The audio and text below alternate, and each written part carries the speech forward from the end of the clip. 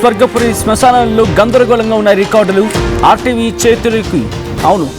చేతిలోకి వచ్చాయి. ఆ మృతదేహాల దహనం రికార్డుకి సంబంధించిన డీటెయిల్స్ మీరు వింటోంది అంటోంది అక్షరాల నిజం. ఎక్స్క్లూజివ్ ఆ డీటెయిల్స్ని మీరు చూడడం జరుగుతుంది ఆర్టీవీ స్క్రీన్ మీద. అదిగో అవే స్వర్గపురి శ్మశానంలో రికార్డుల్లో కనిపించలేదు సాయికృష్ణ పేరు. మే 23, 24, 25, 26 మళ్ళీ చెప్తున్నా, మే 23, 24, 25, 26 ఈ 4 రోజుల తేదీల్లో సాయికృష్ణ ఊసేలేదు. మరి సాయికృష్ణను ఏం చేశారు? ఎలా చంపారు? రికార్డుల్లో లేకుండా పేరు కూడా నమోదు చేయకుండా కాల్చేశారా? కలకలం రేపుతూ ఉంది కృష్ణలంక పోలీసుల నిర్వాకం. అసలు సాయికృష్ణ భౌతికాయాన్ని ఏం చేశారు? ఫోరెన్సిక్ టీం తనిఖీల్లో తేలిందేంటి?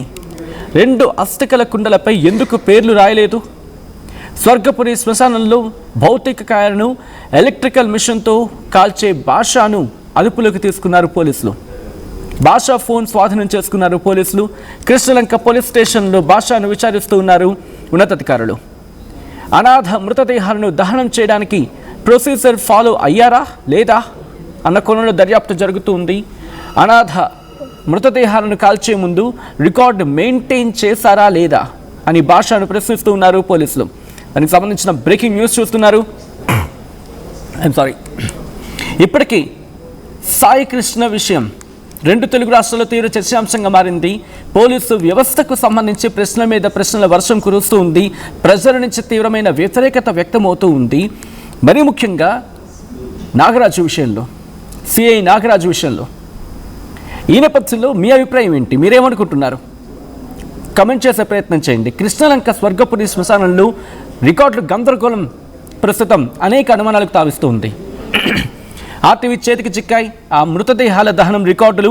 స్వర్గపురి శ్మశానంలో రికార్డుల్లో సాయికృష్ణ పేరు కనిపించలేదు. మే 23, 24, 25, 26 ఈ 4 రోజుల్లో, ఈ 4 తేదీల్లో సాయికృష్ణ ఊసేలేదు. మరి సాయికృష్ణను ఏం చేశారు? ఎలా చంపారు? రికార్డుల్లో లేకుండా పేరు కూడా నమోదు చేయకుండా కాల్చేశారా? ఇటువంటి క్వశ్చన్స్ రైజ్ అవుతూ ఉన్నాయి. కలకలం రేపుతూ ఉంది కృష్ణలంక పోలీసుల నిర్వాకం. అసలు సాయికృష్ణ మృతదేహాన్ని ఏం చేశారు? ఫోరెన్సిక్ టీం తనిఖీల్లో ఏం తేలింది? 2 అస్థికల కుండలపై అసలు పేర్లు కూడా లేకపోవడం అనేక అనుమానాలకు తావిస్తూ ఉంది. మరి ముఖ్యంగా స్వర్గపురి శ్మశానంలో ఏం జరుగుతూ ఉంది? మృతదేహాన్ని ఎలక్ట్రికల్ మిషన్తో కాల్చే భాషను ఇదే అంశానికి సంబంధించి అదుపులోకి తీసుకుని విచారిస్తూ ఉన్నారు పోలీసులు. భాషా ఫోన్ కూడా స్వాధీనం చేసుకున్నట్టుగా తెలుస్తుంది. కృష్ణలంక పోలీస్ స్టేషన్లో భాషను విచారిస్తూ ఉన్నారు పోలీసులు. ఒక్కసారి ఆ రికార్డ్ కాపీని ఎక్స్క్లూజివ్గా నేను మీకు చూపించే ప్రయత్నం చేస్తున్నాను. ఆర్టీవీ స్క్రీన్ మీద మీరు ఎక్స్క్లూజివ్ కాపీని మీరు చూడొచ్చు. అదిగో అదే రికార్డ్ మీరు చూడొచ్చు. ఇఫ్ పాసిబుల్ ఒకసారి డబుల్ ఫ్రేమ్కి వెళ్ళే ప్రయత్నం చేద్దాం, ఫుల్ ఫ్రేమ్కి వెళ్ళే ప్రయత్నం చేద్దాం. ఆ డీటెయిల్స్ కనిపించేట్టుగా మీరు చూడండి. అది రికార్డ్. అది ఆ రికార్డులో చూడండి, ఆ తేదీలు ఉన్నాయి దాంట్లో ఎక్కడైనా మీకు సాయికృష్ణ పేరు కనిపిస్తుందా? మీరే మాట్లాడే ప్రయత్నం చేయండి, మీరే కమెంట్ చేసే ప్రయత్నం చేయండి. మీకు ఎక్కడైనా దాంట్లో సాయికృష్ణ పేరు కనిపిస్తుందా? కాస్త మీ ఫోన్స్ మీరు కనుక అంటే మీ ఫోన్లో కనుక చూస్తూ ఉంటే కొంచెం జూమ్ చేయండి. ఇలా జూమ్ చేస్తే మీకు స్క్రీన్ ఎక్స్పాండ్ అవుతుంది. దాంట్లో చూడొచ్చు. మీకు దాంట్లో కనిపిస్తుందా? నో, నాకైతే కనిపించట్లేదు ఎక్కడ సాయికృష్ణ పేరు. ఒకవేళ మీకు ఎక్కడైనా కనిపిస్తే కనుక చెప్పే ప్రయత్నం చేయండి.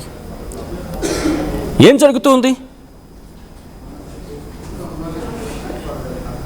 ఇదే అంశానికి సంబంధించి పూర్తి సమాచారం తెలుసుకుందాం. మా AP input editor Krishnamohan updates అందించేందుకు లైవ్లో సిద్ధంగా ఉన్నారు. నేరుగా కృష్ణమోహన్ దగ్గరికి వెళ్తున్నాను. ఫ్రమ్ ద మార్నింగ్ ఈ అంశానికి సంబంధించి ట్రాక్ చేస్తూ ఉన్నారు. ఆ శ్మశాన వాటిక లేకపోతే స్వర్గపురికి వెళ్ళారు.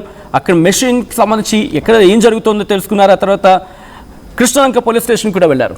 నేను మళ్ళీ కృష్ణమోహన్ దగ్గరికి వెళ్తున్నాను. కృష్ణమోహన్, ఇన్ఫాక్ట్ మీరు ఇందాక మాట్లాడినప్పుడు కూడా ఆ మాటల్లో ఎక్కడ కన్ఫ్యూజన్ వినిపిస్తూ ఉంది. ఆయన మాటల్లో ఎక్కడో పొంతన కుదరటం లేదు, ఎక్కడో కన్ఫ్యూజన్ ఉంది.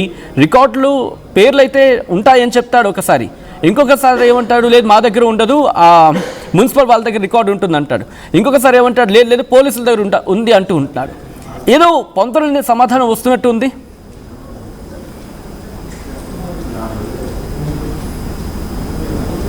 కృష్ణ సాయి తేజ సంబంధించిన వ్యవహారంలో ఏదైతే జరుగుతుందో దీంట్లో పడమటకు కూడా మనం వెళ్ళాం. పడమట శ్మశాన వాటికలో ఏం జరుగుతుందో కూడా చూపించే ప్రయత్నం అయితే చేసాం. ఇక్కడ కొత్త ఆసక్తికరమైన విషయాలు అయితే వెలుగులోకి వచ్చాయి. దీనికి కూడా కారణం ఏంటంటే 23, 24, 25 తారీఖుల్లో ఈ సంఘటన అంతా పూర్తయింది అనేది ఒక ప్రాథమిక నిర్ధారణకి పోలీసులు అయితే వచ్చారు. దానికి సంబంధించిన డేటా అంతా కూడా తీశారు.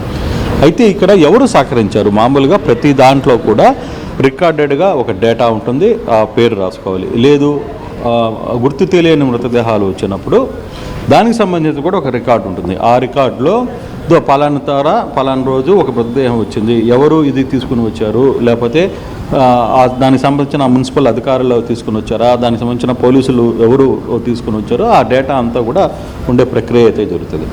ఆసక్తికరంగా మనకు తెలుస్తున్న అంశాలు ఏంటంటే 23వ తేదీన రాత్రి 8 గంటలకి 2 మృతదేహాలని కృష్ణలంక పోలీసులు తీసుకుని వచ్చారు. ఇదే పోలీస్ స్టేషన్కి సంబంధించిన పోలీసులు దాదాపుగా 2 మృతదేహాలని రాత్రి 8 గంటలకి తీసుకుని వచ్చారు. అక్కడ ఈ ఎలక్ట్రికల్ శ్మశానానికి కాల్చడానికి ఇన్ఛార్జిగా భాష అనే ఒక వ్యక్తి అతను 6 గంటల తర్వాత మేము తీసుకోము, మీరు ఇక్కడి నుంచి వెళ్ళిపోండి అని చెప్పారు.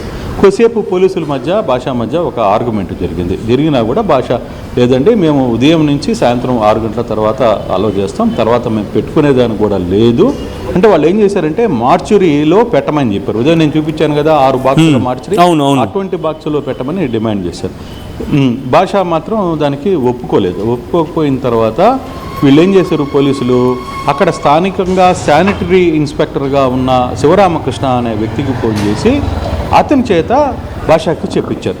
భాష ఏం చెప్పాడు, సార్ మేము పెట్టుకోకూడదు టైం అంటే, లేదు నేను చెప్తున్నాను కదా, నువ్వు అక్కడ ఈ 2 మృతదేహాలని దాంట్లో బాక్సులో పెట్టండి అని చెప్పారు. దాంతో బాక్సుల్లో అనుమతి ఇచ్చాడు. అప్పుడు రాత్రి 10 గంటలైంది. ఈ సీన్ అంతా జరిగేసరికి రాత్రి 10 గంటలైంది. సో 10 గంటలకి ఈ 2 మృతదేహాలను పెట్టేసిన తర్వాత మరుసటి రోజు ఉదయం అంటే 24 ఉదయాన్నే ఈ మృతదేహాలని తగలబెట్టేశారు.